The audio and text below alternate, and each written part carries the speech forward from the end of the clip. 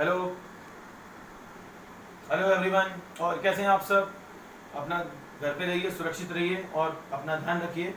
और जैसा कि मैंने आपको ग्रुप में भी बताया था कि जो 15 ऑनवर्ड से आपकी जो कुछ क्लासेज हैं वो गूगल क्लासरूम ऐप पे भी चलेंगी। उसमें मैं आपको तरीका बता देता हूँ। वो आपको क्लास कोड वगैरह तो मैंने सब बता ही दिया था। इसमें मेन ये है कि जो भी आप असाइनमेंट बनाते हैं, जो भी आप नोट्स बनाते हैं या जो भी आपको होमवर्क दिया जाता है, सारे सब्जेक्ट्स की बात कर रहा हूँ एज ए क्लास टीचर, तो वो आपको किस में सेंड करने हैं? आपको गूगल क्लासरूम ऐप पे।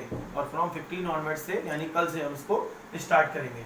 तो जो भी आपके सब्जेक्ट हैं उनके आप प्रॉपर नोट्स उसको कंप्लीट कर लीजिएगा। एवरी सब्जेक्ट की, फिजिक्स की बात भी कर रहा हूँ, सब सब्जेक्ट की बात कर रहा हूँ, तो वो आपको कंप्लीट रखने हैं।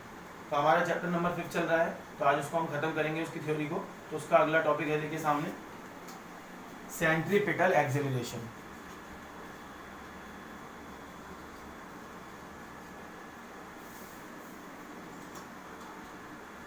सेंट्रीपिटल एक्सेलरेशन, और हम इसको दिखाते हैं ए से।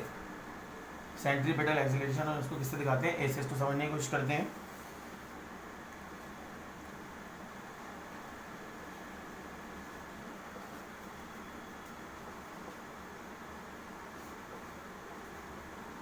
देखिए इसका डायग्राम मैं बना रहा हूँ।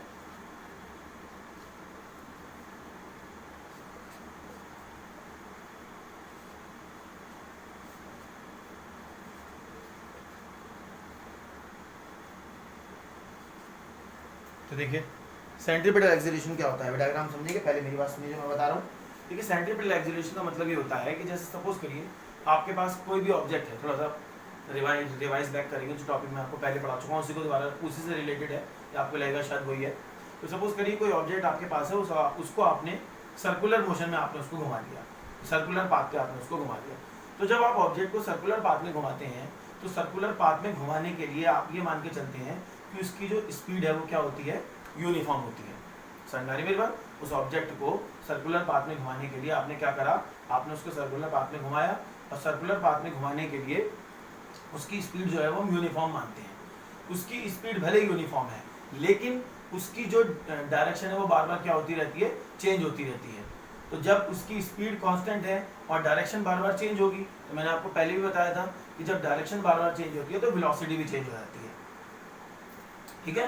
तो जब भी कोई ऑब्जेक्ट सर्कुलर पाथ में घूमेगा कांस्टेंट स्पीड से, तो कांस्टेंट स्पीड से घूमने के बाद उसकी जो स्पीड है वो बार बार क्या होती है? स्पीड जो है वो कांस्टेंट रहेगी, और उसकी डायरेक्शन क्या है? वो बार बार चेंज होती रहेगी। तो अगर उसकी डायरेक्शन बार बार चेंज हो रही है तो इट मीन्स कि उसकी वेलोसिटी भी चेंज होगी।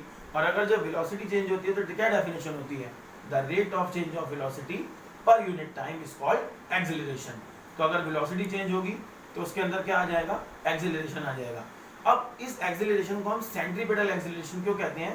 क्योंकि जब ऑब्जेक्ट सर्कुलर पाथ में घूमेगा तो जो एक्सेलरेशन है वो सेंटर की तरफ होगा, तो इसलिए एक्सेलरेशन को हमने क्या बोला? Centripetal acceleration. देखिए यहाँ सामने, जैसे कि आपके पास एक सर्कुलर पाथ पर कोई ऑब्जेक्ट घूम रहा है, वो पॉइंट ए पर है, तो उसकी वेलोसिटी कितनी है? v। उसकी स्पीड कितनी है? v। ऐसे बोलते हैं, ज़्यादा अच्छे समझ में आएगा। जब वो पॉइंट बी पर पहुंचा तब भी उसकी स्पीड कितनी है? v। सी पर पहुंचा तब भी उसकी स्पीड कितनी है? v। और डी पर जब वो पहुंचा तब भी उसकी स्पीड कितनी है? v है। तो चारों पॉइंट पर उसकी स्पीड कांस्टेंट है, लेकिन कांस्टेंट स्पीड होने के बाद भी आप देख रहे हैं उसकी डायरेक्शन बार बार चेंज होती जा रही है। तो जब उसकी डायरेक्शन बार बार चेंज होगी तो उस कंडीशन में उसके अंदर एक एक्सेलरेशन आ जाएगा, और उस एक्सेलरेशन को हम बोलते हैं सेंट्रीपिटल एक्सेलरेशन।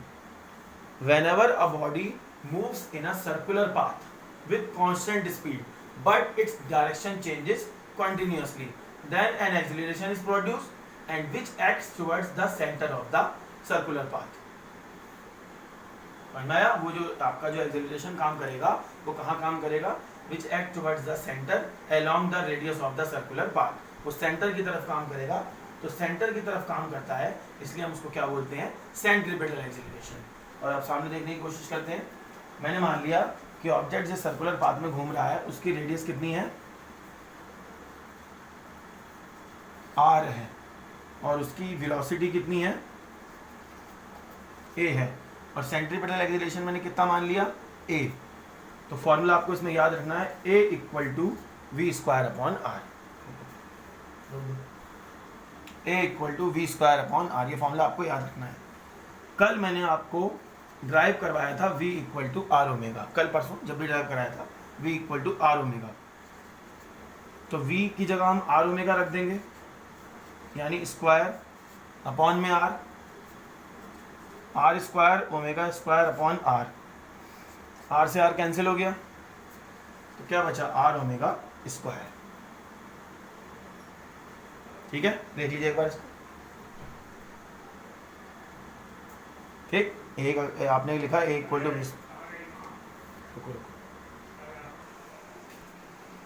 तो ए इक्वल टू हो गया आपका आर ओमेगा स्क्वायर।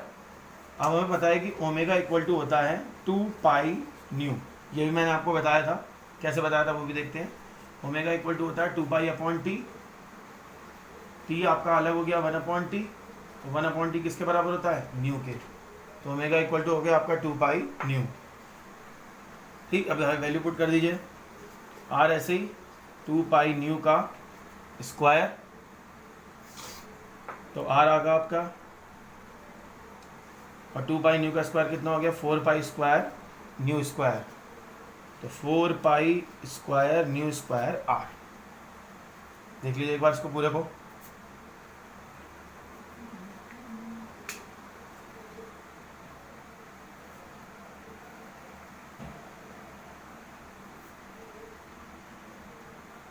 तो ये हमारा टॉपिक था। अब इसको आप अच्छे से पढ़ लीजिएगा, इसको रिवाइज कर लीजिएगा, नोट्स बना लीजिएगा, एंड फ्रॉम टुमारो या हो सकता है आज ही जो हमारी नेक्स्ट क्लासेस हैं उसमें हम न्यूमेरिकल करना स्टार्ट करेंगे। वीडियो में मैं आपको न्यूमेरिकल करके दिखाऊंगा और बाकी आप घर पे भी न्यूमेरिकल की प्रैक्टिस करेंगे। Thank you very much.